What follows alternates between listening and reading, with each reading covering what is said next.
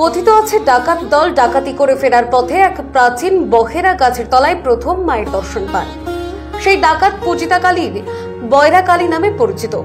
উত্তর দিনাজপুর জেলা তথা রাজ্যের প্রতিটি কোনায় সুপ্রসিদ্ধ এই মন্দির দীপান্বিতা অমাবস্যায় সেজে উঠেছে আলোকমালায়।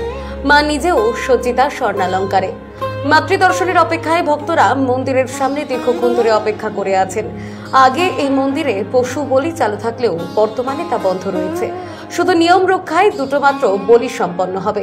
সোমবার সন্ধ্যায় পুজো শুরু হবে বলে জানালেন মন্দির কমিটির সদস্যরা। আগামীকাল থাকছে ভক্তদের জন্য প্রসাদ বিতরণের ব্যবস্থাও।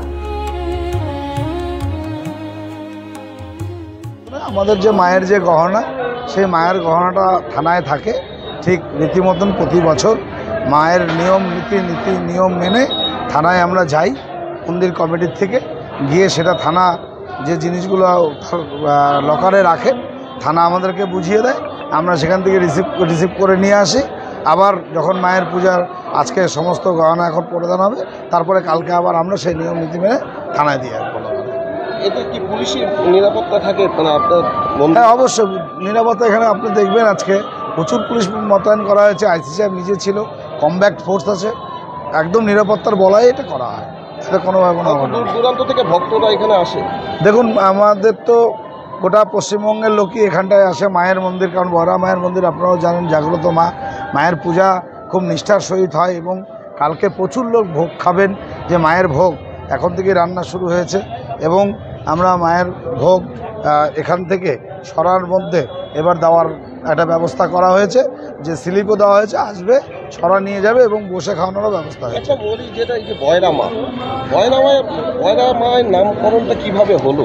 এখন বয়রা মায়ের নামকরণ হলো যে এখানে একটা বয়রা গাছ ছিল, সেই বয়রা গাছের নিচে সেই সময় আমাদের কথিত আছে যে কিছু ডাকাত দল ওদিক দিয়ে যাওয়ার সময় মায়ের দর্শন পান এবং সেই বয়রা গাছের নিচে যেহেতু মায়ের দর্শন পেয়েছিলেন তখন সেই মাকে সেখান থেকে নিয়ে এসে প্রতিষ্ঠা, তাই বয়রা গাছের নিচে যেহেতু পাওয়া গেছে তাই মায়ের নাম বয়রা হয়েছে। সারা রাত্রি ধরে পুজো হবে। এখানে প্রতি বছর আগে বলির ছিল, লকডাউনের পর থেকে বলির প্রথাটা উঠে গেছে। এখন এমনি পুজো হয় আর এমনি সবাই ভক্তবৃন্দরা ভোগ দেন আর কি। এইভাবেই সারা রাত্রি ধরে বহু লোকের আগমন হবে এবং বহু লোক এখানে বিভিন্ন জায়গা থেকে আসেন মাকে দর্শন করার জন্য। আরেকটা জিনিস, যেটা অলঙ্কারের যে ব্যাপারটা, অলঙ্কারটা কিছুক্ষণ আগে দেখলাম ওখান থেকে নিয়ে এলো। হ্যাঁ, এই অলঙ্কার হচ্ছে আমাদের কালিয়াগঞ্জ পুলিশ স্টেশনে থাকে। ওখানে মায়ের লকার আছে। বছরের এই বাৎসরিক পুজোতে মায়ের গহনা বের করা হয় এবং মাকে অলঙ্কারে সজ্জিত করা হয়। আবার পুজোর পরে পরের দিন আর কি গহনা খুলে আবার মায়ের যথাস্থানে গহনা পৌঁছে দেওয়া হয়। প্রতি বছরই আমরা এখানে মায়ের মন্দিরে তার সমস্ত পুজো আয়োজনে আমরা নিযুক্ত থাকি। বছর পর বছর এটা বাড়ছে। আমাদের মায়ের মহিমা যেন দূর দূরের লোককেও আকর্ষণ করছে। আর এখন যেমন আপনারা দেখতে পাচ্ছেন যে মায়ের গয়না পরানো চলছে আর মা সজ্জিত হচ্ছে নতুন রূপে।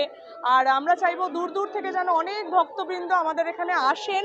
আর আমাদের যেটি সব থেকে চিহ্নিতকরণ এবং স্মৃতিময় একটা জায়গা আমাদের বয়রা মা মন্দির, সেখানে যেন আমাদের মায়ের মহিমাই বলুন আর তার সাজসজ্জা যেন আরও বাড়তে থাকে। আপনাদের আগমন, আপনাদেরকে কালিয়াগঞ্জ শহরে আমরা আশা রাখি যে আপনারা আসুন, আপনারা মাকে দর্শন করুন। আর সবাইকে শুভ দীপাবলির অনেক শুভেচ্ছা থাকলো। আর মায়ের এই মহিমা আজকের থেকে না, এটা বিগত বহু বছর হয়ে যাচ্ছে। আর যখন মা সুন্দরভাবে গহনাতে সজ্জিত হয় সেই রূপ দেখার জন্য আমরা প্রায় অপেক্ষা করে থাকি বছর পর বছর। Bureau report, Dinajpur digital. North বেঙ্গলের সেরা সুপার স্পেশালিটি হাসপাতাল জীবন রেখা, অভিজ্ঞ ডাক্তার, আধুনিক lab, 24x7 emergency services, neurology, cardiology, orthopaedics, gastro, দন্ত ও চোখের চিকিৎসা একসাথে, আইসিইউ, এনআইসিইউ এবং NABL অ্যাক্রেডিটেড প্যাথোলজি ল্যাব। জীবন রেখা হসপিটাল। আপনার জরুরি মুহূর্তে অ্যাম্বুলেন্স পৌঁছবে ঠিক সময়েই। কল করুন 83730 66655।